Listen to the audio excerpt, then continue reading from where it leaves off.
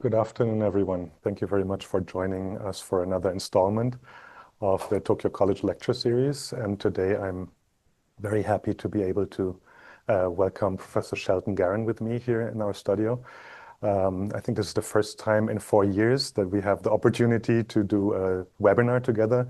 The last time was on a series on global history that we did. I think it was 10 or 12 parts and interviews here for the Tokyo College lecture series, and you can find those still online on our YouTube channel if you're interested in the background of global history. Today, Professor GARON will talk on another topic. First, let me introduce him a bit more formally.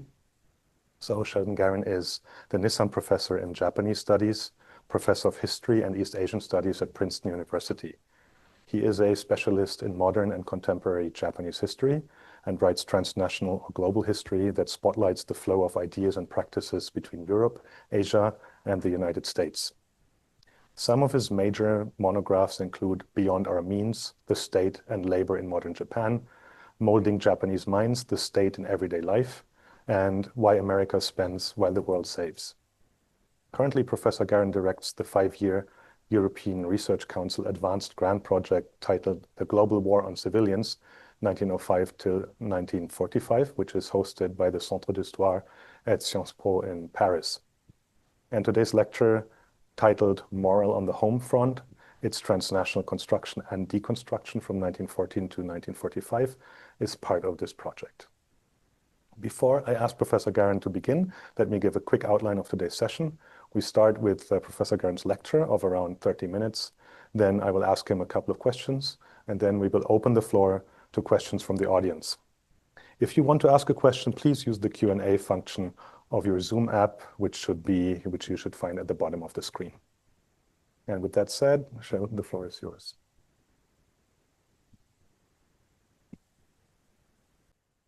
Oh, thank you very much. I apologize for the problem with the slides. It's a delight to be here, and thank you very much, Dr. Faustus, for the kind introduction.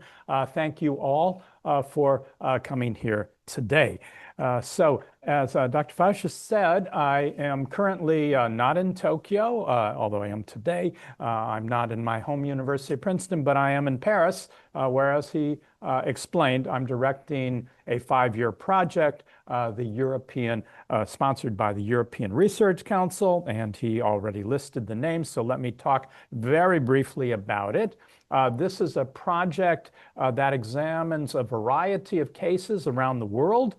Japan, of course, my specialty, the Second Sino-Japanese War, Germany, Britain, France, Fascist Italy, Soviet Union, Spanish Civil War, international law, and the US bombing and blockade campaign.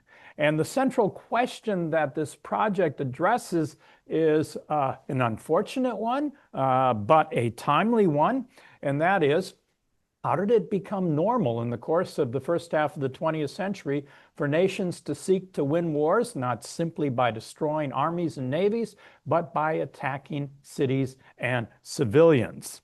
The focus in this project is on 3 aspects of the war on civilians. There are many other aspects, but we have chosen in the project to focus on these 3.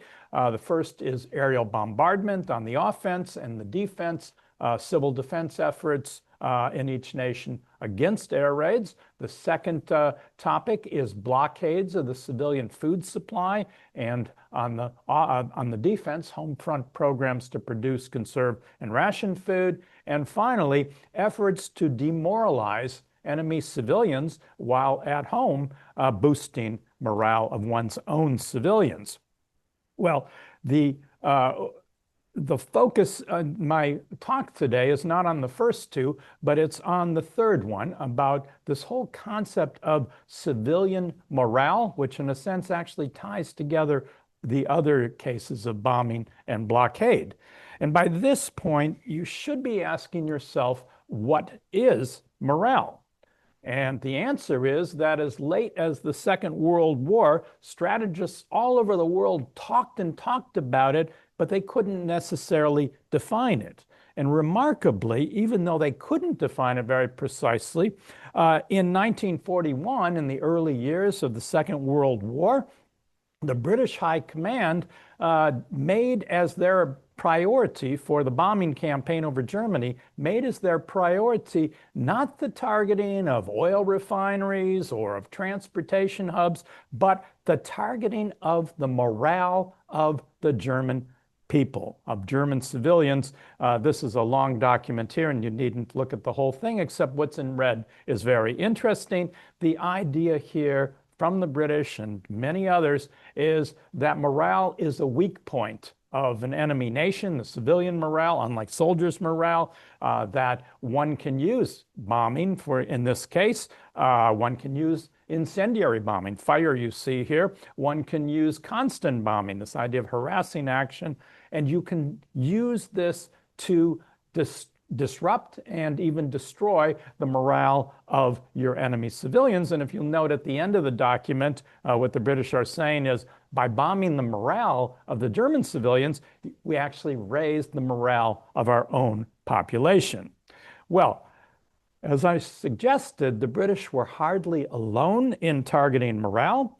The more I read about attacks on the other home fronts, I saw this very similar concept of morale everywhere, in Germany, in Italy, in France, in Russia, in the United States, and here in Japan, and also in China. And then and there, I realized that, in a sense, morale is one of the deadliest discourses of the 20th century.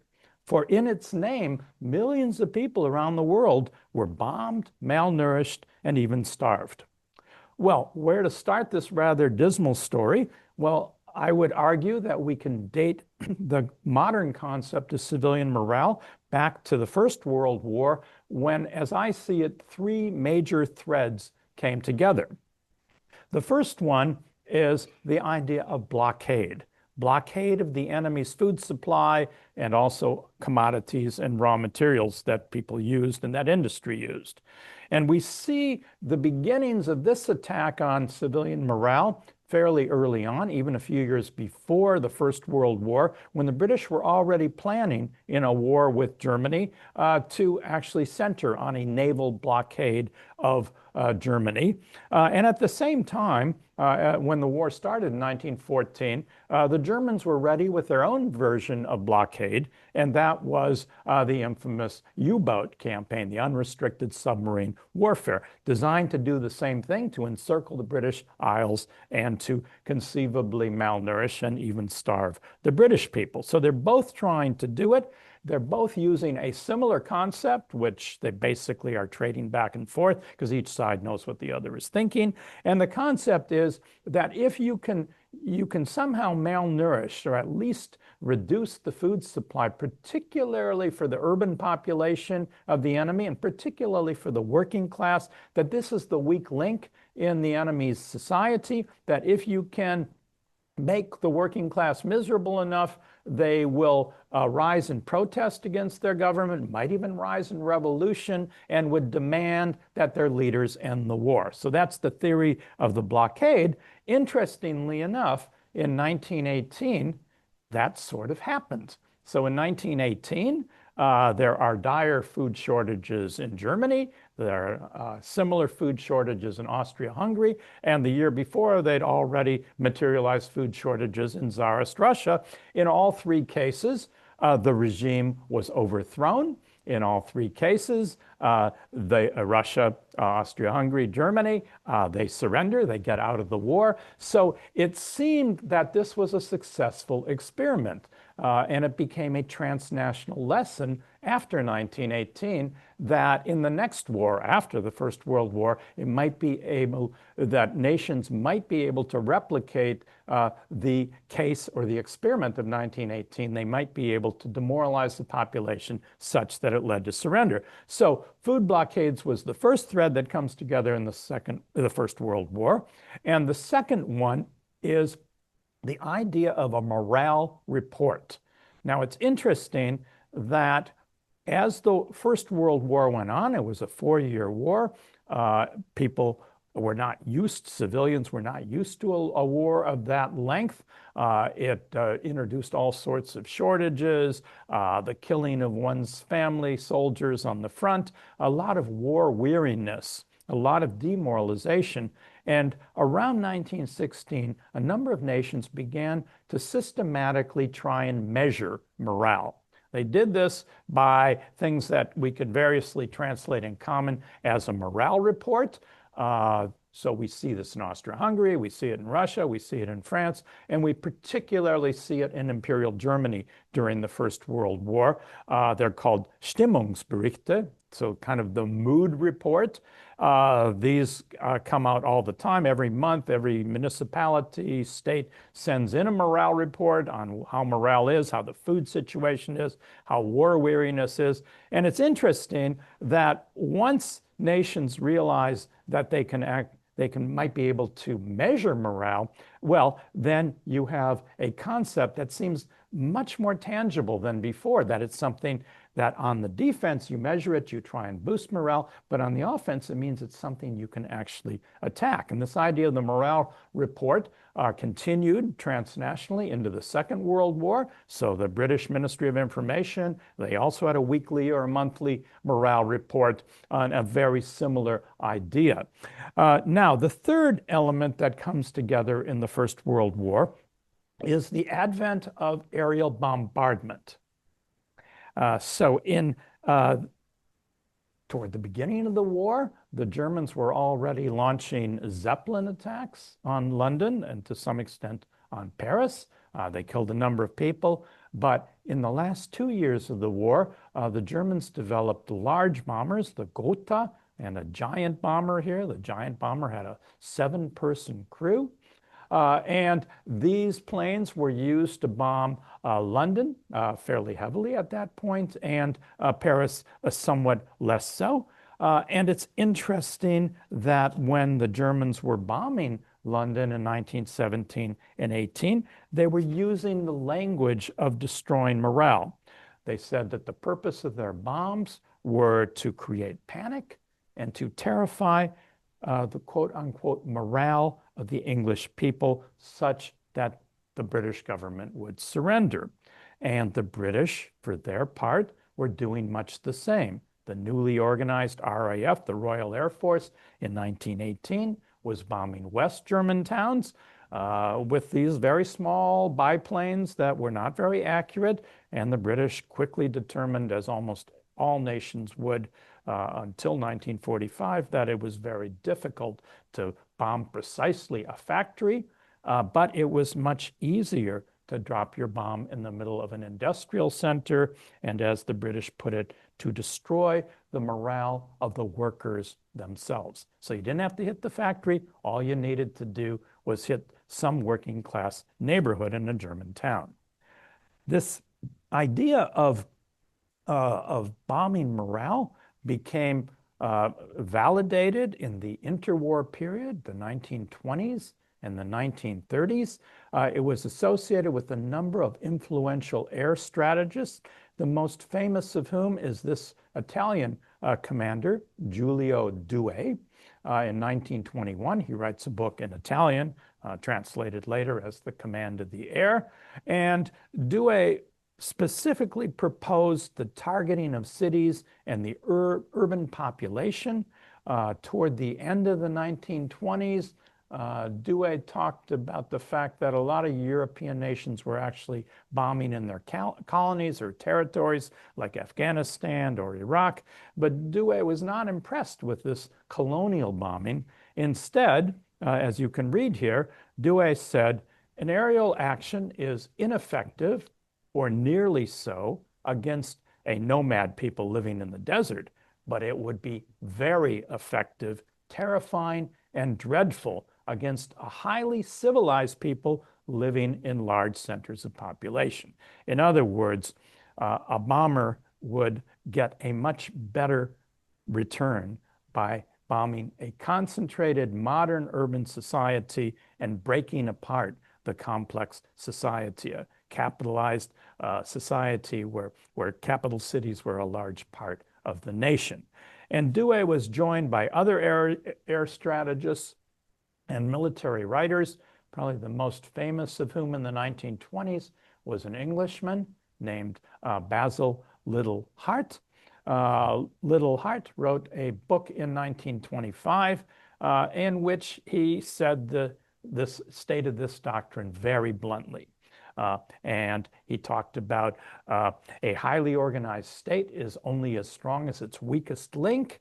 And then he said the best thing that the bombers or blockaders can do is to demoralize one section of the population and to destroy its will to resist, and that will compel the surrender of a whole. And then he said it's important to discover the Achilles heel of the enemy nation to strike the most vulnerable spot. And by that, he meant people in cities, women, children, working class, and others. These were going to be the Achilles heel to destroy their morale. And again, as he says, to bring about a second experiment, a replication of 1918, and to do this again in the next war. Now, it's interesting at this point that Japan comes into the story because, as I said, this is all about a global circulation of knowledge. It's about transnational learning. And the Japanese army and also civil officials were very enthusiastic during the First World War about studying how European nations were mobilizing their civilians, mobilizing their soldiers for the total war of the First World War. And Japanese army officers came back with very elaborate theories of in the next war was going to be a war of total national mobilization. It was going to be a war of mobilization of morale, or often they said seishindoing, the spiritual mobilization, which is probably a more familiar phrase. And so the Japanese army came back from Europe with that. They also came back with firsthand observations of what the bombing of a city looked like. Because there were Japanese observers in both London and Paris when they're actually being bombed by the Germans. And here you see a Japanese postcard of a bombing of a central section in Paris. And you can see the anxiety in the Army's statement at the bottom of the slide. They're not just thinking of the poor people of Paris panicking. They're thinking about what would happen if enemy aircraft were to firebomb Japan's cities of wood. Wouldn't this eviscerate civilian morale, which they translate as kokumin no shiki? Later, we'll see they use minshin, but sometimes they were used shiki. So there is this fear, and this fear becomes very concrete. In 1923, as I think all of you know, in the Great Kanto earthquake, the earthquake that destroys Tokyo and Yokohama in 1923, in this earthquake, as you probably know, nearly 100,000 people die. And most people die not from the earthquake itself, but from the fires that were set by the earthquake. And it's very interesting at the time that military and civil officials in Japan immediately saw the Kanto earthquake as perhaps the first scene in the eventual firebombing of Japan, since the firebombing would produce similar effects of fire sweeping over all over the capital city. And as you also probably know, in the Great Kanto earthquake, there was mass panic. There was the massacre by Japanese vigilante groups of several thousand Koreans and some Chinese as well. And so there was a fear on the part of Japanese rulers that this was the breakdown of morale that they really feared. And it's interesting that it wasn't just the Japanese who saw this breakdown of morale. We go back to our military writer, Liddell Hart, in the same book I just cited. And it's interesting that he prominently mentions the Kanto earthquake. He says, perhaps an even more striking parallel may be found in the disruption of the whole life of Japan in the recent earthquake. He's referring to the Kanto earthquake. An air attack of the intensity of that is now possible would be likely to excel even this stroke in its disorganizing and demoralizing effect. And then he paints a picture closer to home.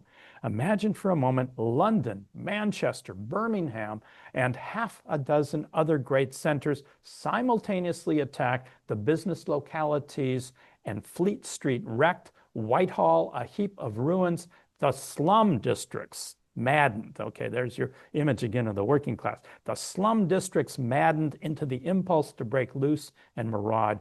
Would not the general will to resist vanish? So he's really seeing an air attack like the earthquake as having the potential to totally disorganize and break the morale of a society. And it's interesting, it's not just him, but that in Nazi Germany in the 1930s, when they are planning their civil defense and they're worried about people panicking, they're worried about German people's morale being broken, they too, in their civil defense magazine, include prominently the lessons of the great Kanto earthquake. And you see that in the center image here. Well, so it wasn't just defense that Japanese were worried about. They were also thinking about how in an offensive capacity, I'm going to skip over these, but how in an offensive capacity to use aerial warfare to break the morale of an enemy, in this case, the Chinese civilian morale. So as you know, in 1937, there is a war breaks out between Japan and China. It lasts from 1937 to 45, but in the first few years of the war, there's intensive Japanese bombing of Chinese cities, first Shanghai, Nanjing, Canton, and eventually Chongqing. And it's interesting in all of these cases, even though the Japanese bombers were probably trying to hit military industrial targets, they also included the utility of using bombing to break Chinese morale. And I won't sum that up here, but you can see it on some of the slides. And again, it's interesting that it's this, when the Japanese are trying to break morale, others are studying whether it's possible for their air forces to break civilian morale. So we have Britain in 1937-38 as the bombing is going on in the Chinese cities, and also the famous bombing in the Spanish Civil War, things like Guernica and Madrid and Barcelona, that the British Royal Air Force and British officials are studying the air lessons of these two wars, the China War and the Spanish Civil War. And they're particularly interested in the question, were the Japanese capable of destroying Chinese morale? In the end, the British concluded that China was not industrialized enough and not modern enough in its political structure for the bombing to actually excite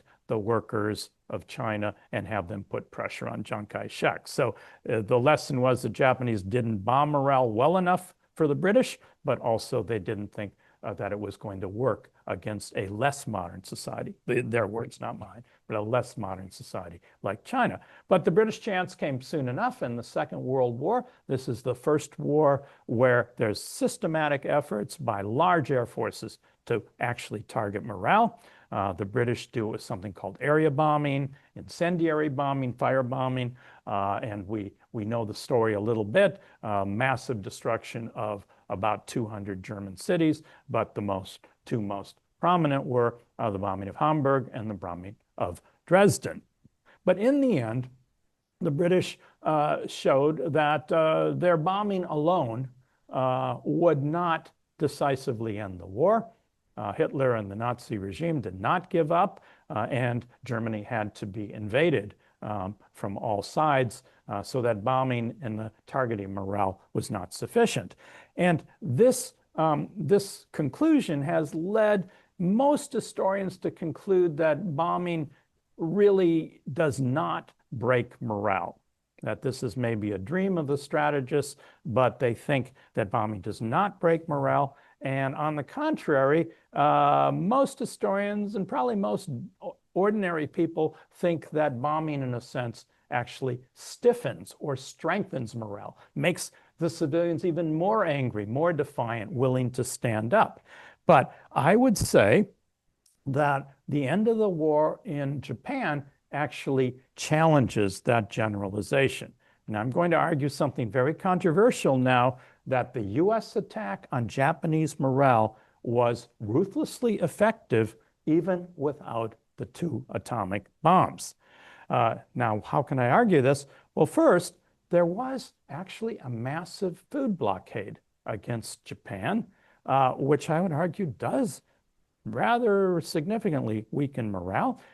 It was a 2-part blockade by the Allies, first stopping ships from bringing food and other commodities from Southeast Asia and Taiwan. And then in the last 5 months, it was an aerial mining campaign, and you can see it on the map here to the right, of the Straits of Shimonoseki and other sites in western Japan, designed to stop the movement of food, particularly grains, soybeans, and others from Manchuria and other places in Northeast Asia, which at the time were a major source of what was keeping Japanese alive. Now, this US operation, which has been pretty much lost to history, nobody remembers it, but it was called Operation Starvation.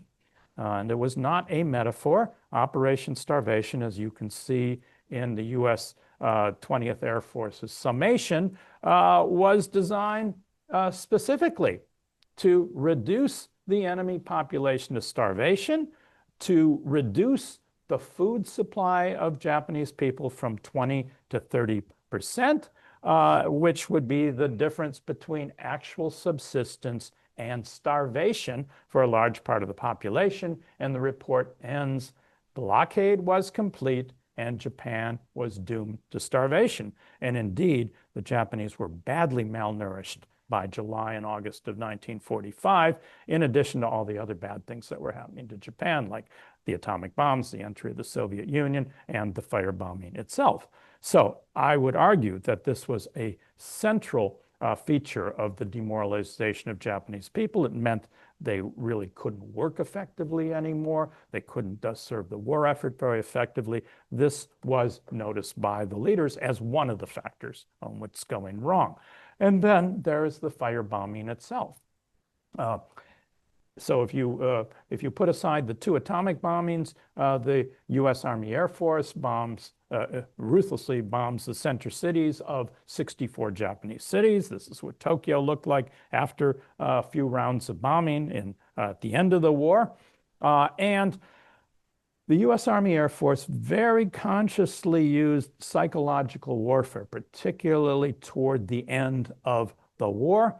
So in the summer of 1945, the U.S. Army Air Force bombs not only the big cities like Tokyo and Osaka and Nagoya, but they bomb 58 small and medium cities, provincial centers, and others all over Japan.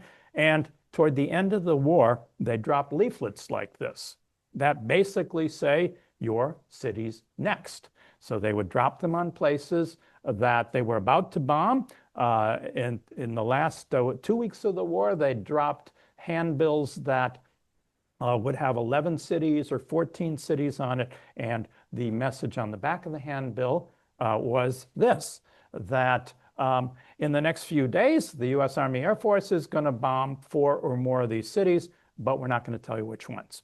So we suggest, because you can see accordance with America's well-known humanitarian policies, which might have been lost on the Japanese at the time, that the U.S. wants to give you a warning so you'll evacuate. And so evacuation is a very important outcome of the bombing. It's a breaking in morale. It's getting people to leave their neighborhoods, their cities, their jobs, their families, and to flee for their lives to the countryside. So it also has this morale-depressing thing. And then you can see the last sentence.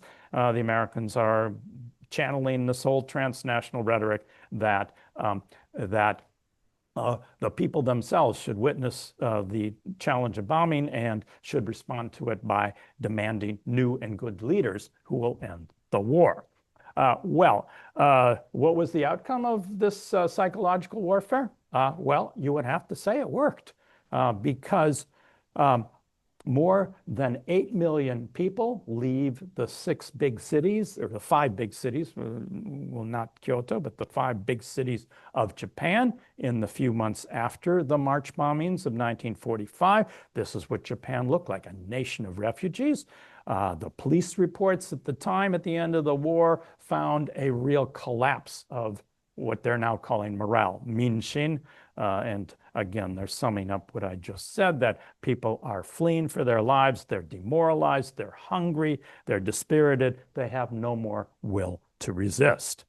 Now, let's just end the story by saying what happens after the end of the Second World War. Well, I am arguing that the transnational history of morale continues even after the war, but it continues mainly in the United States, where it's given a scientific basis. And this is the rise of a group of people who we call social psychologists.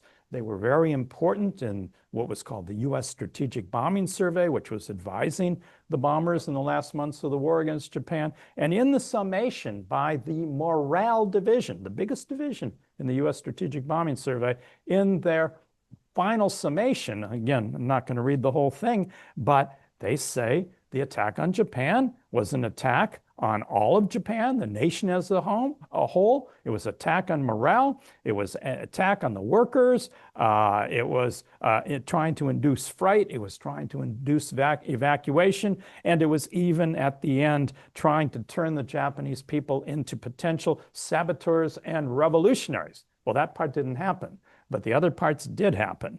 And then we have the American attack against the civilian population of Japan was successful. Okay, this is not a neutral statement. This shows exactly what they're trying to do. So I'm going to end with how resilient this concept of morale was, even in the Cold War. The next year after the war, in a document by the U.S. Provost Marshal General, he says, morale is not nebulous, it is not intangible, it can be seen, it can be heard, and it can be destroyed. And on that very demoralizing note, I end. Yeah, thank you so much, Shel, for this fantastic lecture on a very hard to stomach topic, and also for the rich materials that you brought us. Like, I think we get a very great idea of like how it was discussed among military, among strategists, among the governments, and so on, thanks to the sources that you've been showing us. And now I would like to ask you a couple of questions, but I think since you ended with this, on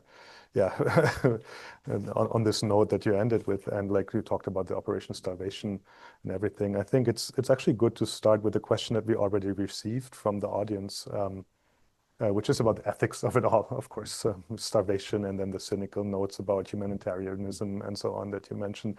So like we have a question by Aaron Kurtz. Were there ethical concerns on the part of the military regarding attacks on civilian targets? How was this justified in terms of honor?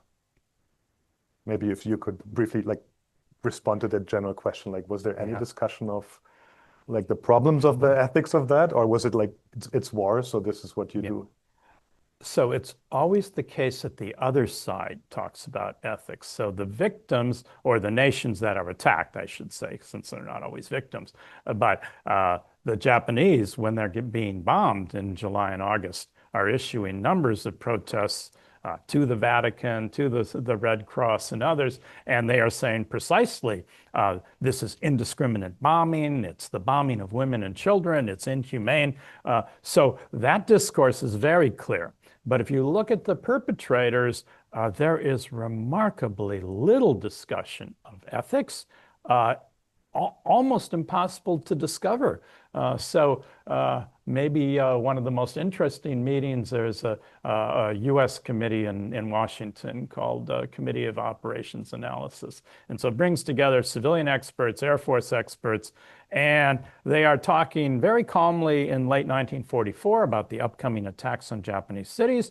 They say that they're going to be on urban industrial areas, which is That's where workers live. That's just a euphemism. And they said, well, and we expect at minimum 500,000 civilians in those areas to be killed. And I mean, I have the minutes of the meeting. Nobody says, oh, that's horrible. That's like Adolf Hitler. Nobody says a word. So that's generally the case. In what's happened, I think, is that war has gotten so total by the Second World War that you just don't hear these ethical objections much because it's supposed to be a fight to the finish. Now, in the First World War, you do hear more of this. So the First World War, the British blockade of Germany actually continues after the end of the armistice in November 1918. It continues actually until I think about April or May of 1919. And the idea is to put maximum pressure on the Germans with the upcoming Treaty of Versailles, so to extract the most concessions from the Germans by keeping the blockade going. Well, at the time, a number of people, Americans, Herbert Hoover, even some British people, said this is really not a good thing. This is unethical. You're really condemning people even after war is over. So you did hear those objections in the First World War, sometimes from the perpetrator nations, but you hear almost nothing by the Second World War. Mm-hmm. Thank you so much. And thank you for the member in the audience who asked this question. We are fielding questions, so like I'll continue to have a conversation with Shell, but like if you want to ask something, please just do so. And I'll pick up what I can in the remaining time. So next I would like to take one step back because it's a big project that you're currently doing there in Paris. So I just wanted to briefly ask you like two questions about that. And the first one would be, if you could talk a bit about the background of that project. You've been interested all your career in state-society relationships and transnational relations between Japan and the rest of the world. So, and like also in war in the last 10, 15 years, I think. So like, I guess it makes sense in the wider sense, but could you talk a bit about what led you to this issue of aerial bombing? Yeah. So this is an unusual situation where a book became a project. Usually it's the other way around. So as you say, I had been working the last several years on my own book. That was going to be a transnational book, when home fronts became battlegrounds. And it was going to focus rather closely on three societies, Japan, Britain, and Germany, with the United States in the sort of cameo role as the bomber and blockader. But so the three cases plus the United States. And so I was working away on that. But then I got this opportunity in Europe because in Europe, unlike America, historians actually do collaborative projects. Very unusual in America. So I was able to compete successfully and I got the resources for it. But what it allowed me to do was to significantly expand the scope of the project.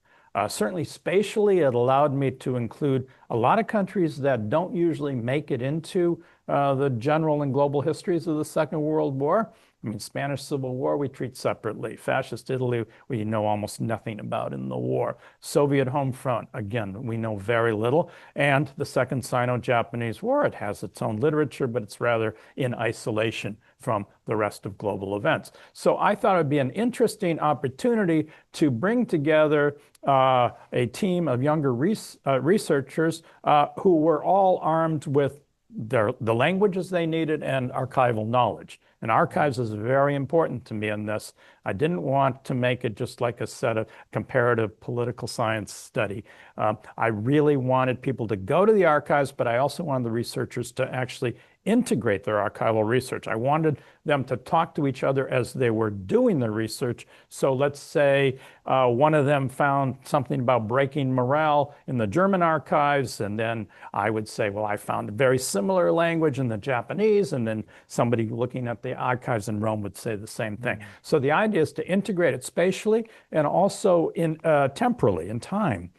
So we decided on a long temporal sweep from 1905, Russo-Japanese War, start of British blockade planning, and to take it all the way to 1945, to take the so-called interwar period very seriously. It's not really an interwar period. It's got a lot of wars. And particularly the Sino-Japanese War is a big one. So in a sense, the war goes on and we see so this is what I felt I could do with a big project like this in a way that I couldn't possibly do with just being armed with Japanese, English, and a little German. I needed a team of researchers. Yeah. Yeah, I think that's like worth briefly talking about, since, as you said, like the expectation is, or like also our common practices as historians, we often tend to work alone on the book projects. Like we do a lot of workshops together and we talk to each other and we have edited volumes. Not a project where you like leading how many, five, six people, or seven seven myself. people, right? That's Yeah. kind of pretty rare altogether. So like, is there anything that you, just as a follow-up question, is there anything that you feel that you learned in this context of like leading these seven people on a research project that was very different from how you've been working on your own and on your own projects? Yeah, I mean, already, I mean, we couldn't start all the researchers at once, so I have 3 or 4 at this point. But already from the first 2, one is working on Italy and one's working on Germany. I've learned from the researcher working on Germany, she happens to specialize in food as a weapon of war. So she looks at Germany and she looks at the impact of the lessons of food for German people themselves. Obviously, for Adolf Hitler, he comes away, never again is he going to lose his food supply. So we get the taking of Ukraine and things like that. But she also shows how it makes its way culturally into textbooks and really informs how the German people think in the interwar period, in the wartime, in a sense, kind of justifies more plunder, things like that. The Italian researcher has shown things I would have never thought about. She shows how the fascist state breaks down when the Americans and British bomb Italy in 1942 and 43. But instead of there being a total breakdown of political structure, she's located Vatican archives, rich Vatican archives, that show that the church steps in as kind of the alternate state in helping people, bomb relief, reducing panic. So there's all sorts of interesting things that we're already studying, discovering in the first few months. Lovely. Yeah, since you mentioned sources, there's a vast amount of sources and types of sources that you're dealing with for this project. I mean, and you showed us a couple of those, like from strategy books and treatises to like government documents to like military reports and all of that. So I mean, that's a huge thing, like to connect all these dots. But the other side that I wanted to ask about the sources is, is there a lot from the side of the civilians affected, right? Like you've been showing us a lot of sources where like military and governments make the people like an object of strategy or war. So like, what do you find there? Well, that is a very big effort on the part of the project. And so, I mean, I'll start with myself on Japan. I've discovered in the last few weeks of doing research here that if the year is 1945 and it's in Japan, what's the social history of everyday life when all this bombing or expected bombing is happening? Well, what's happening? Obviously, food shortages. We need to understand that at the local level. There's a lot of diaries, recollections, things like that. But the evacuation process has barely been studied in Japan. Yes, we know about children being evacuated, but we don't know about the millions and millions of adults and whole families and workers and others, these 8-9 million people. There's almost no scholarship on it. So that's, again, where, the idea of this horrendous experience of people being so demoralized that they will leave everything behind. Their houses, which may or may not exist, their businesses, their neighborhoods, their food rations, the desperation, what happens when they get to the countryside. So I'm interested in that. I'm also interested in this kind of mundane activity that nobody talks about, but also occupied everybody in the last year or so. And that in Japanese is called tatemono sokai, the demolition of buildings to create fire breaks. So tens of thousands of Japanese houses and establishments are being ripped down in the last year of the war. So it's very much if you go to Hiroshima and you learn, well, a lot of people happen to be out that day engaged in the demolition of buildings. No accident. They know Hiroshima is going to be bombed. It hasn't been bombed yet. They don't know it's an atomic bomb. And they're out there desperately trying to create fire breaks. So it's very hard work, especially for 14-year-olds. So there's a whole social history there. I'm also interested in cultural history. Things I didn't mention much today, science fiction is really interesting because science fiction is at the popular level. By the 20s and 30s, there's all sorts of sensational science fiction stories about cities and nations being bombed and people reverting to barbarism, eating each other, all sorts of things, or an apocalyptic view that turns out kind of to be true. They don't eat each other, but people really are panicked. I look at urban planners. So it's not just the bottom, but the middle kind of urban planners, very transnational, lots of Japanese going to Germany, coming back with ideas how to create fireproof cities. And as I say, I'm looking at social psychologists who, at least on the American side, make this a theoretical thing. We're really trying to look at a lot of different layers. I can hear that just from the brief explanation that you just gave us. I would like to switch to a different topic that's connected to this comparative aspect, and that I'm getting two questions from the audience from. And the first one is about the differences in the US attitude to Germany and Japan. So like, was there anything like Operation Starvation against Germany? Did the question of race affect the US attitude on war in this context? Yeah. So the perennial question, as we say. Okay. I will answer it in various ways. Okay. And I want to make sure I'm understood. There is clearly more racism on the part of the US military toward Japan than toward Germany. Does it make a difference in the war on civilians? I would say no. The British tried and blockade Germany again in the Second World War. And you saw the stuff from the First World War. They're talking about starving the German people. So white on white violence doesn't seem to bother them at all. So we have that. But the Second World War, the Britain would have been happy to have starved the German people, but they couldn't do it because Hitler had learned the lesson of the First World War and no more imported food maritime. So he creates this vast European network of food. I mean, it's even operating in plunder of Western Europe, but especially of Eastern Europe. So they couldn't do it, but they would have loved to have tried it. But then when we look at the firebombing, it's very hard to morally say that the firebombing of Japan was more immoral or more cruel than the Anglo-American firebombing of Germany. I mean, at one point in the deserts of the state of Utah, at a place called Dugway Proving Ground, the US sets up a German village and a Japanese village. They get various architectural specialists and that to come up with it. And every few days, they drop different types of incendiary bombs on them. So what they conclude is napalm works better on a Japanese house, but other incendiary bombs, magnesium, phosphorus, work better on a German. So it's not that one is worse than the other. They both burn people horrendously, but it has to do with the architecture of German and Japanese structures. It's not a race thing that's happening. So it's very hard to prove.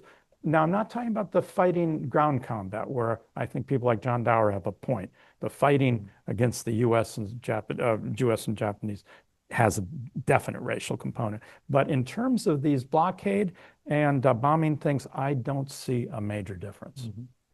Thank you. Then we have another question that relates to perhaps also this comparative aspect.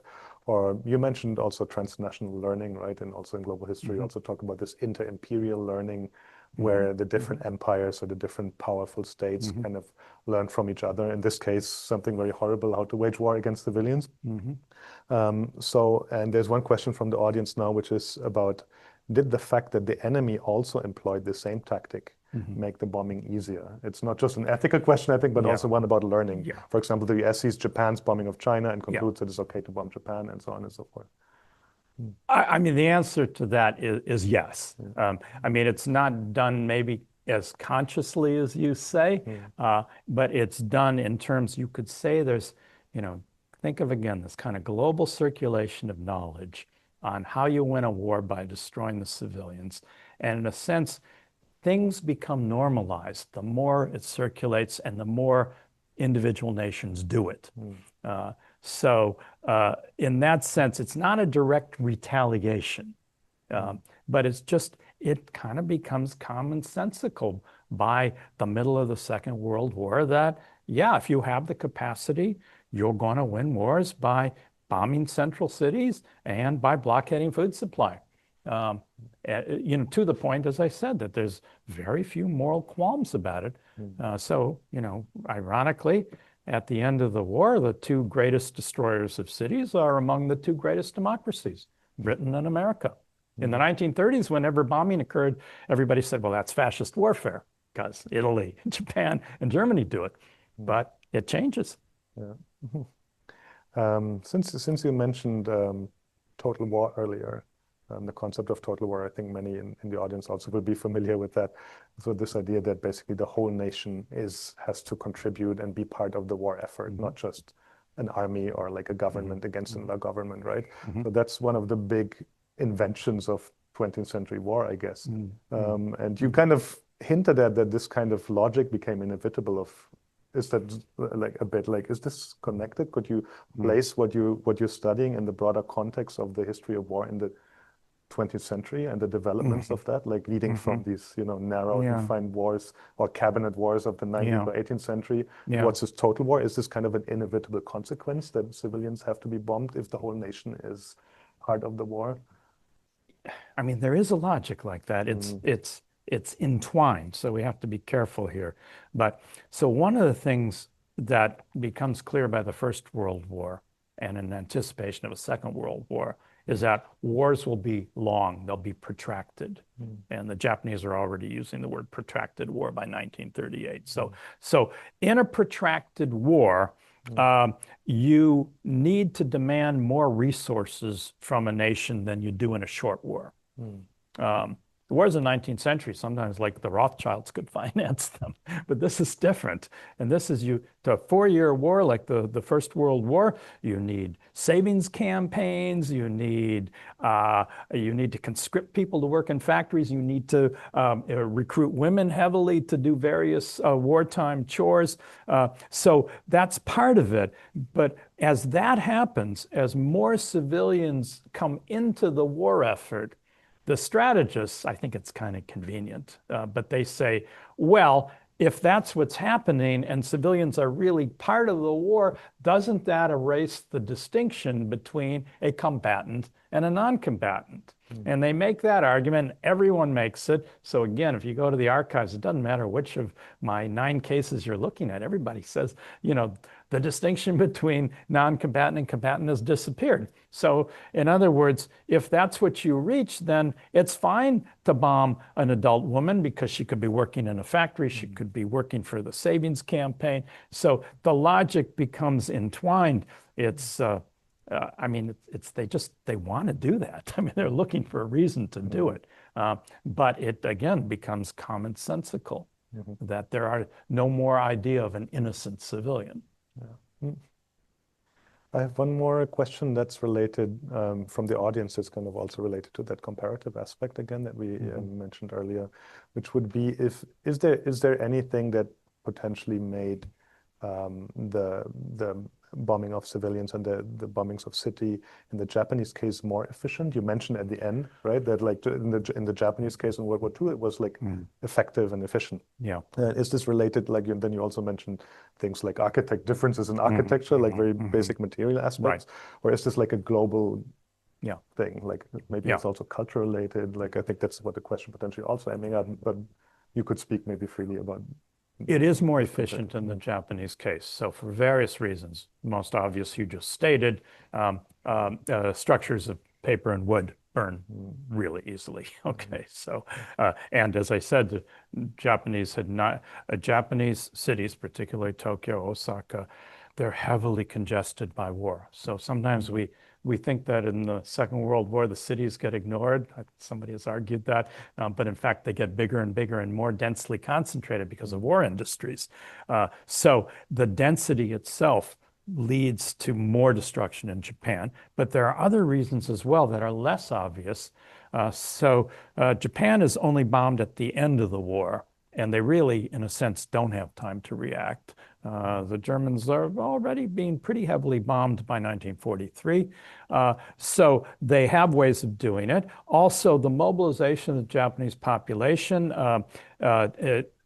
taking away adult men and taking away resources means that the firefighting teams in Japan have been very much depleted. Their equipment's bad. They don't have much manpower. They have to rely on women with buckets and hand pumps. It's not effective against napalm. But the third reason is really not well known at all. But the Germans have a rather amazing and terrifying capacity to rebuild cities, and they do it with forced labor. The Germans have 13 million forced laborers. They have Jewish concentration camp inmates. They have Soviet POWs. They actually station a lot of these people right at the ground zeros in anticipation. Some of them get killed, but some of them are then used to do the most toxic, dangerous things, removing bodies and coping with all these chemicals and things like that. And a city like Hamburg is rebuilt in the course of the war. No Japanese city is rebuilt during the last 5 months of the war. Instead, you've got 8 or 9 million people who escaped to the countryside. People come back to German cities because they are rebuilt. So there is more capacity because of really horrible reasons in the German case. Yeah. Thank you. And I think we have time for one last question, and I think it's fitting in that we move a bit to the contemporary period with this. And the question that I get from Ran Zweigenberg is related to memory. And he's asking other things that we don't have time to go into again, but like I want to ask about memory. How much of this is remembered? My own research indicates that not much of this is commemorated. Why is this? So there's two questions, but like if you could just talk about. Well, he just wrote a book on it, so I'm not sure why he's asking me. But it's a great book, by the way, called Nuclear Minds, which I love, by the way, Ron. So it is very interesting. I mean, there are various answers to that question. I think your audience knows some of them. One is the atomic bomb story. Literally has sucked the oxygen out of the room, okay, if I may say it that way. I mean, it has taken over as the legitimate memory in Japan, and to the neglect of the firebombing stories, which affected many more people in many more cities. So we have that problem. There have been commemorations of the firebombing since about the 1970s. They vary, but none of them are particularly large or well known. There is the politics of it. So in Japan, memory of the bombings, whether they're A-bombs or firebombs, has largely been from the left or left center. Whereas in Germany, the memory of the firebombing is largely from the right, often the extreme right, who commemorate the bombing of Dresden, even though a lot of Germans in West Germany would kind of rather forget that it was the British and the Americans who bombed them because they became their benefactors after the war. So there's a lot of complex things that go into memory. But then there's the memory in the bombers themselves, particularly the Americans, who just don't have a clue about this. They don't know about it. They know about atomic bombs, that's the easy one, and they think it was just kind of an aberration. They don't realize it's a logical culmination. But Americans do not want to come to grips with the fact that they destroyed all these cities. I mean, just, the idea to me, I mean, I will just say it to your audience as one of my last comments. The idea of trying to win a war by just dropping bombs indiscriminately on the center of highly populated cities, I just think it's horrendous. And it is amazing to me that the general public doesn't agree with me. They don't want to think about it. So that's where we are. That's where we are in many ways in the contemporary world and the current wars that are going on. So sadly, this is a very contemporary topic, not just a historical one. But yeah, it's time to wrap up. And so I'd like to thank you once again, Shel, for this fantastic lecture, for the conversation, and also everyone who joined us to listen, to watch, and also to comment and ask questions at the screen. So thank you for joining today, and have a good evening.